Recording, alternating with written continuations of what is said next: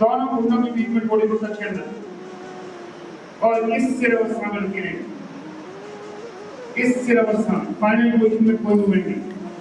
वापस आने के लिए गर्दन सबसे पहले नीचे आएगी, उसके बाद हाथों का फिंगर लॉक खोलेंगे, पैर सीधा कर देंगे, पैर सीधा करने के बाद करेंगे रिलैक्स सावधान 8 मिनट। इसमें भी आपको क्या क्या ध्यान रखना है समझ लीजिए। दोनों पैरों को मिलाते हैं, हाथ साइड रखते हैं, फिर धीरे धीरे दोनों घुटनों को मोड़ मिलाते हैं। ये गए चेस्ट की तरफ ले आएंगे, उसका दोनों हाथों से फिंगर लॉक बनाते हैं। फिंगर लॉक बनाने के बाद घुटने को प्रेस करते हैं, चेस्ट को पूरा प्रेस करने के बाद गर्दन को उठाते हैं। पूरा प्रेस करने के बाद और इसी पोजीशन में रुके रहते हैं। फाइनल पोजीशन में कोई मूवमेंट नहीं। धीरे से वापस बिल्कुल स्लो मोशन में वापस आते हैं।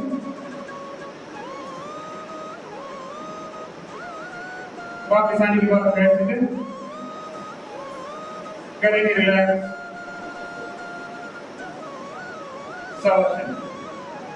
सावधान रिलैक्स करेंगे। अब इसमें क्या क्या प्रिकॉशंस रखने चाहिए वो मैं आपको बताता हूँ। दोनों पैर मिलाने के बाद जब घुटनों को मोड़ मिलाते हैं और ये प्रेस करते हैं, फिंगर लॉक बनाने के बाद पकड़ना आपको यहीं पे, यहाँ नहीं पकड़ना, नीचे नहीं। नीचे पकड़ेंगे तो ऊपर की तरफ उठेंगे दोनों घुटने, तो आपको यहीं पे, क्योंकि इसमें ज्यादा से ज्यादा दबा के रखना है, जिससे एब्डोमेन के ऊपर अधिक से अधिक दबाव आए, इंटरनल ऑर्गन्स के ऊपर अधिक से अधिक दबाव आए। जबकि गर्दन को ऊपर की तरफ उठाते तो दबाव बढ़ता है। इसमें पूर्ण से लाभ नहीं मिलते। आप सोचे कि आपको पूर्ण से लाभ मिल जाएंगे इस पोजीशन में, पूर्ण से नहीं मिलते। क्यों नहीं मिलते?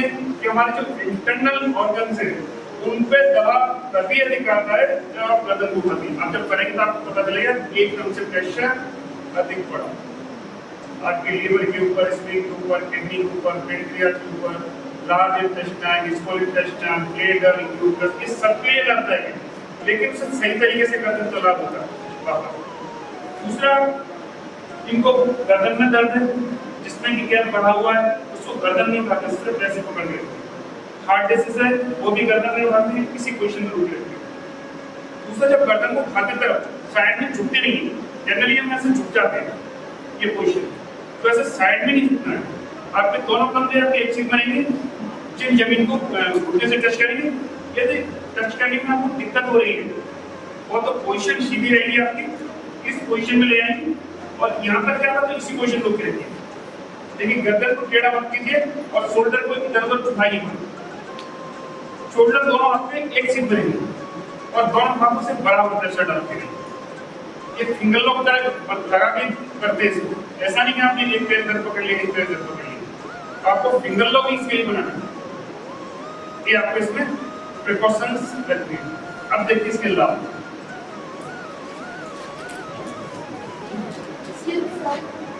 ये जब भी आप क्वेश्चन भी मैंने बोला भी ये से दोनों पैरों को मोड़ के लाते हैं।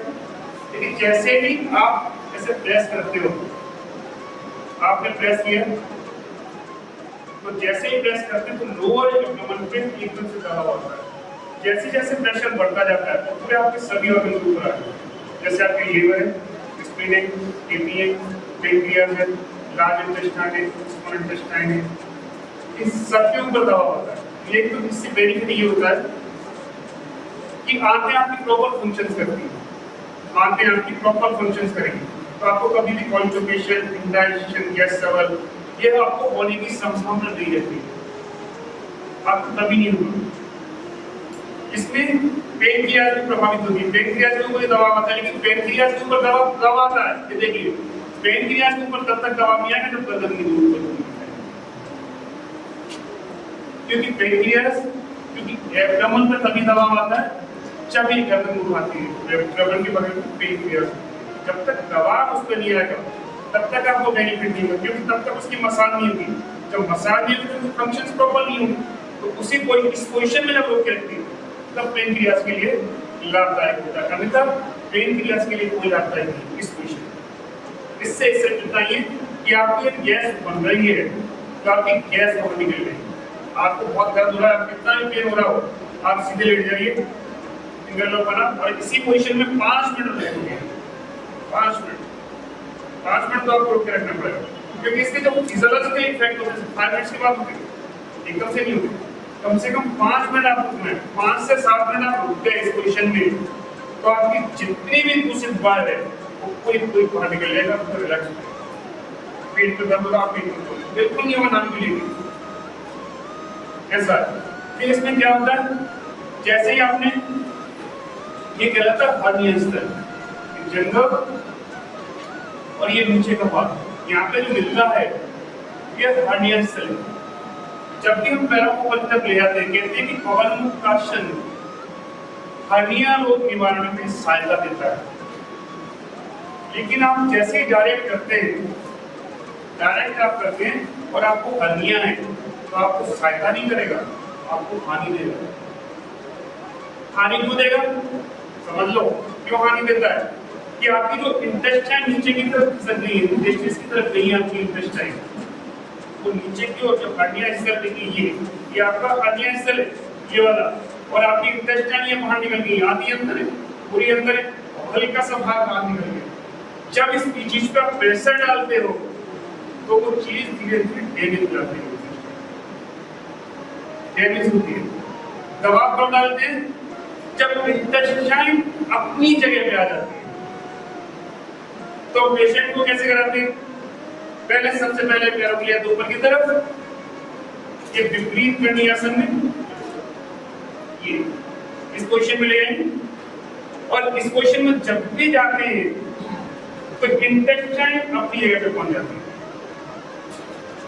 जब अपनी जगह पे पहुंच जाती है वापस, फिर हम जब प्रेशर डालते हैं पवनमुक्तासन के द्वारा, ये तब उस जगह की मसाज होती है, वो मसल्स काफी डेवलप होती है, और जैसे जैसे मसल डेवलप होती जाएंगी आपका ऑर्गन बाहर निकलना बंद हो जाएगा। तो जिनको हर्निया की शिकायत है उसमें आपको फायदे करता है, लेकिन पहले विपरीत करने में जाएंगे, जब इंटेस्टाइन अपनी जगह पे आ जाएगी तब आप पवनमुक्तासन करेंगे तो फायदा होगा, अन्यथा नहीं होगा। वो में लिखने से कुछ नहीं होता कि पवनमुक्तासन फायदे करता है, लेकिन करते कैसे वो होना चाहिए। और दुनिया की आपको कोई बुक ये नहीं मिलेगा कि पहले विपरीत करने में जाओ फिर पवनमुक्तासन। ये सिर्फ साइंटिफिक रिसर्च ही बोलता है, बाकी कोई पुस्तक नहीं बोलती। जिन्होंने साइंटिफिक रिसर्च किया है उनको ये पता है कि किस ऑर्गन को किस एंगल पर इफेक्ट होता है, अन्यथा बिल्कुल नहीं। ठीक है, फिर आप देखेंगे जैसे ही प्रेशर डालते हैं और गर्दन को ऊपर जो उठाते हैं, इस पोजीशन में पेनक्रियास को प्रभावित होता है, तो पेनक्रियास प्रॉपर काम करेंगे। दूसरा क्या होता है, यूट्रस और ब्लैडर के ऊपर दबाव आता है, यूट्रस और ब्लैडर के ऊपर। तो जिन महिलाओं को मासिक धर्म में प्रॉब्लम होती है उनके लिए भी बहुत लाभदायक है। मतलब ये एक आसन नहीं है, लेकिन जो ग्रुप ऑफ आसनास है उसमें से पवनमुक्तासन भी महिलाओं के लिए बहुत उपयोगी है। जो पीरियड्स देर में होती है, रुकी होती है, पेन बहुत होता है, वो धीरे धीरे ग्रुप ऑफ आसन करते हैं, उनसे आपको बहुत ज्यादा लाभ मिलेगा। यदि आपने 2 महीने कंटिन्यूएशन कर लिया 2 से 3 तो आपके नॉर्मल होने लगेगा। तो इसलिए महिलाओं के लिए भी बहुत उपयोगी, मतलब ऐसे लिखते हैं मासिक धर्म में भी आसन बहुत उपयोगी माना गया। फिर क्या करेंगे, जैसे गर्दन को उठाएंगे ऊपर की तरफ तो सर्वाइकल के क्षेत्र पर खिंचाव उत्पन्न होता है। तो जिनको सर्वाइकल में गैप कम हो गया है, रिड्यूसिंग लिखा हुआ है, उसमें आपको फायदा करेगा। मतलब सर्वाइकल में इसमें गैप कम हो गया है, उसमें आपको काफी लाभ मिलता है, क्योंकि इस आसन के अभ्यास में सर्वाइकल के क्षेत्र पर काफी खिंचाव उत्पन्न होता है, और जो भी खिंचाव वाले आसन उसको लाभ करता है। ठीक है, नेक्स्ट फिर इसमें आप देखेंगे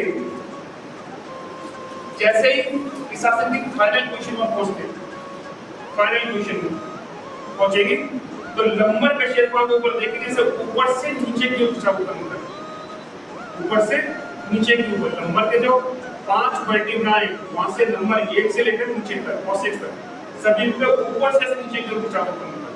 तो जिनको सेमनेस की शिकायत होती है उसमें ये आपको काफी लाभ देता है। कमर दर्द आपको हो रहा है उसमें ये आपको काफी लाभ देता है। फिर आप देखेंगे इस पोजीशन में जब तक रुके रहते, इस पोजीशन में रुके रहेंगे तब तक नीचे के अंगों में यानी निम्न अंगों में ब्लड का सर्कुलेशन रुक जाता है। वो ब्लड हमारे लोअर एब्डोमेन को मिलता है। जब लोअर एब्डोमेन को मिलता है तो फंक्शंस प्रॉपर होते हैं।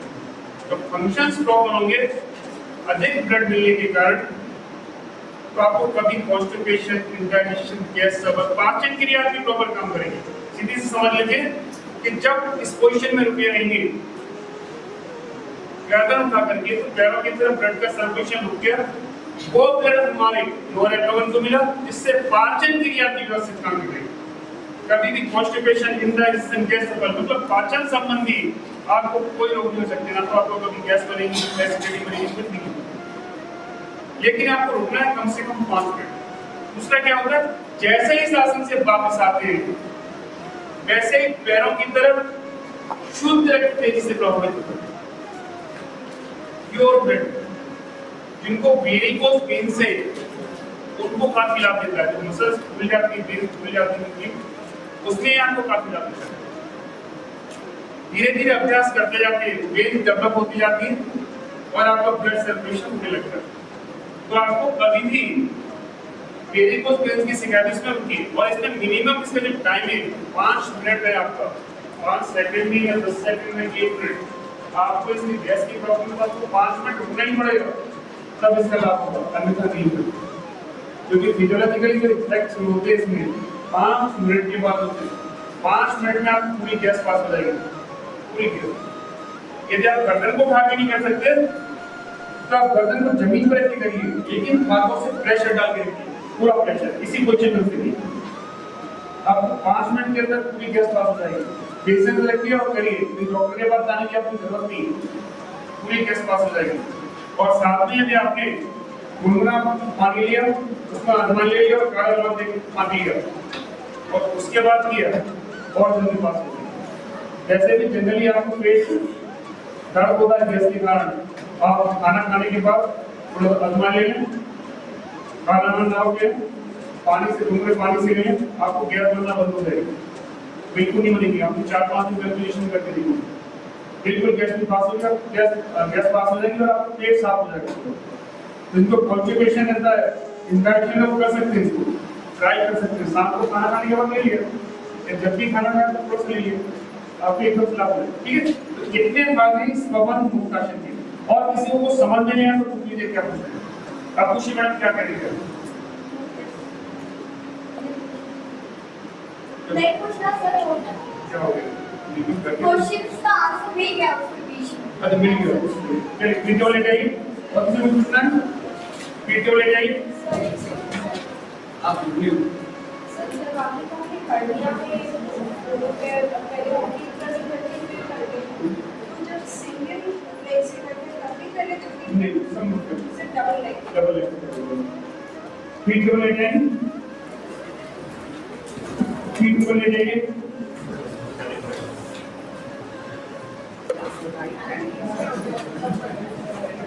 खाली पेट, कोई भी आसन खाली पेट करें, इसका मान हेड की समान है।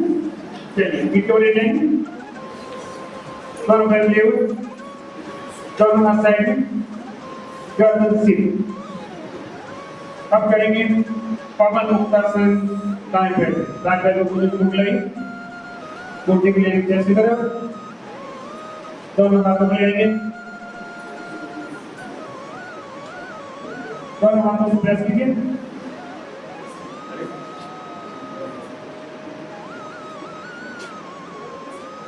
प्रेस कीजिए, गर्दन उठाइए ऊपर की तरफ,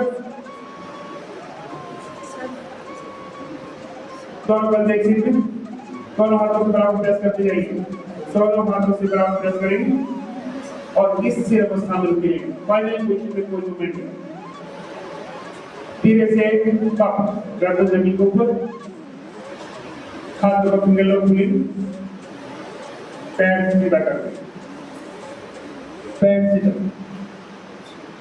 अब करेंगे दूसरी साइड से, बाएं पैर को ऊपर से मिलाइए, घुटने के लिए चेस्ट की तरफ, दोनों हाथों को ले आइए, दोनों हाथों से घुटने को प्रेस कीजिए चेस्ट की तरफ। पूरा प्रेस करने के बाद धीरे धीरे गर्दन को थैंक करिए और अपनी थोड़ी टच करने की कोशिश करेंगे। दोनों कंधे आपके चीज में, राइट लेग आपका सीधा, राइट लेग सीधा रहेगा, दोनों हाथों से बराबर प्रेस करते जाइए और इस स्थिर अवस्था में रुकी रहिए। फाइनली पोजीशन में कोई मूवमेंट नहीं, आपको एक जगह रोक के रखना है। धीरे से वापस आने के लिए गर्दन जमीन को ऊपर, हाथों को फिंगर बोलिए, पैर सीधा कर दीजिए। वापस आने के बाद करेंगे रिलैक्स शवासन। डीप ब्रीथ लीजिए, लंबी गहरी सांस लेंगे, चेस्ट को फुलाते हुए गहरा श्वास। दोनों तरफ लेंगे, दोनों हाथ साइड में, गर्दन सीधी। एक बार फिर से करेंगे कमान मुक्तासन, राइट लेग से दाएं पैर को नीचे से उठ लाएंगे, घुटने को लेंगे चेस्ट की तरफ, दोनों हाथों को ले आइए, दोनों हाथों से घुटने को प्रेस कीजिए चेस्ट की ओर। पूरा प्रेस करने के बाद धीरे धीरे गर्दन को ऊपर की ओर और अपनी थोड़ी टच करने की कोशिश करेंगे घुटने से। दोनों कंधे आपके एक सीध, देखिए आपका राइट साइड को कंधा झुका तो नहीं है, देखना है। दोनों कंधे एक सीध में रहने चाहिए, दोनों हाथों से बराबर प्रेस करते रहिए। लेफ्ट लेग आपका सीधा, लेफ्ट लेग का दोनों बैठी। धीरे से वापस गर्दन जमीन के ऊपर, हाथों का फिंगर लोग पैर नीचे। अब करेंगे दूसरी साइड से, बाएं पैर को मुंह खिलाइए, दोनों हाथों को ले आइए, दोनों हाथों से घुटनों को प्रेस कीजिए। पूरा प्रेस करने के बाद धीरे धीरे गर्दन को ऊपर की तरफ और अपनी थोड़ी टच करने की कोशिश कीजिए घुटने से।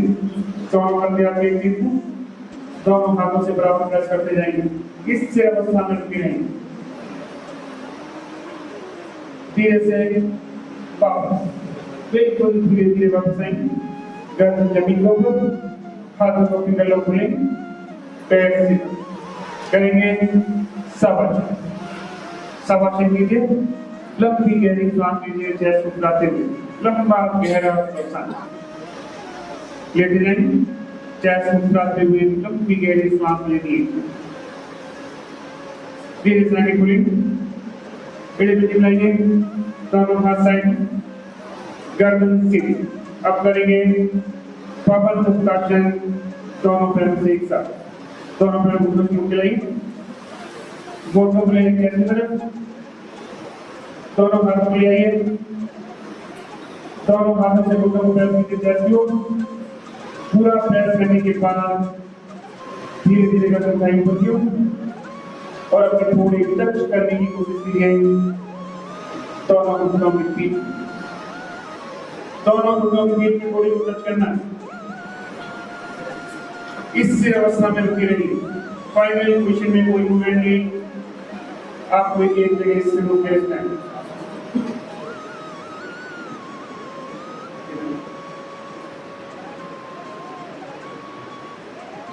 इस रुके फाइनल पोजीशन में कोई मूवमेंट नहीं, श्वास चलती रहेगी, श्वास को रोकना नहीं है।